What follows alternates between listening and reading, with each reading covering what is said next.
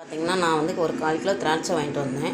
இப்போ 1/4 கிலோ நெல்லிக்காய் வாங்கிட்டு வந்தேன். காலையில் ஜூஸ் போட்டாச்சு 2 நெல்லிக்காய். இப்போ பாருங்கள், நான் கொஞ்சமாக வந்து பார்த்திங்கன்னா லைட்டாக வயிறு எரிச்சல் மாதிரி இருந்துச்சுன்னா நான் டக்குன்னு வந்து திராட்சை பழம், கருப்பு திராட்சை வந்து ரொம்ப உடலுக்கு நல்லது. அதனால் இதில் பாதியை கட் பண்ணி கழுவிட்டு அதுக்கப்புறம் பார்த்திங்கன்னா அப்படியே வந்து சர்க்கரையெல்லாம் சேர்க்க மாட்டேன். அப்படியே வந்து நான் ஜூஸ் போட்டு அப்படியே வந்து வடிகட்டி மட்டும் குடிச்சிட்டா ரொம்ப கொஞ்சம் நல்லா இருக்கும்.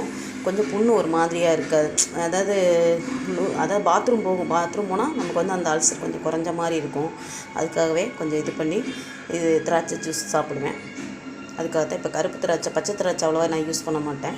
காலையில் வந்து நெல்லிக்காய் எடுத்துக்கிட்டு இப்போ வந்து கருப்பு திராட்சை ஜூஸ் போட்டுக்கலாம். இப்போ வாங்க, நான் அதை கழுவிட்டு எப்படி ஜூஸ் போட்டு வடிகட்டிட்டு காட்டுறேன். இப்போ பாருங்கள், நான் இதில் வந்து 2 பாகமாக பிரித்து இப்போ நாளைக்கு ஒரு பாகம் வச்சுக்கிட்டேன். இப்போ 1/4 கிலோவில் இப்போ இந்த பக்கம் பாருங்கள், ஒரு பாகம் எடுத்துகிட்டு இதை நல்லா கழுவிட்டு, எதுக்கு சக்கரை போடக்கூடாது அப்படின்னா, நம்ம துவர்ப்பா குடிக்கும்போது அது கொஞ்சம் துவர்ப்பாக தான் இருக்கும்.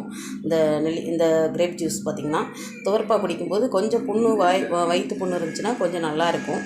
அதனால தான் நான் சக்கரை போடாமல் சேர்க்குறேன். இப்போ இந்த பக்கம் பாருங்கள், நான் ஃபஸ்ட்டு ஒரு தண்ணி விட்டு கழுவிட்டேன். எப்போயுமே பழம் பார்த்திங்கன்னா எப்போ வாங்கிட்டு வந்தாலும் நம்ம ஜூஸ் போடுற டயத்தில் கழுவிக்கோங்க.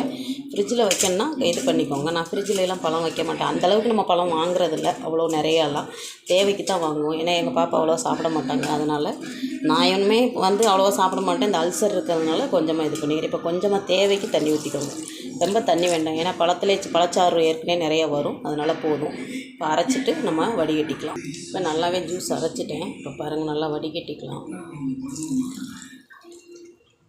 லைட்டாக ஒரு ஸ்பூன் வச்சு நம்ம வந்து கொஞ்சம் ப்ரெஷ் பண்ணோம்னா அந்த சக்கையில் உள்ள சாரெலாம் வெளியே வந்துடும். அந்த பழத்தில் இதில் உள்ளது.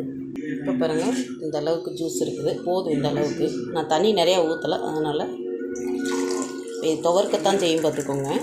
இருந்தாலும் பரவாயில்ல, எனக்கு கொஞ்சம் வலி இருக்கிறதுனால நான் சாப்பிட்டுக்குறேன். இந்த ஜூஸ் யாரெல்லாம் ட்ரை பண்ணியிருக்கீங்க அப்படிங்கிறத கமெண்டில் சொல்லுங்கள்.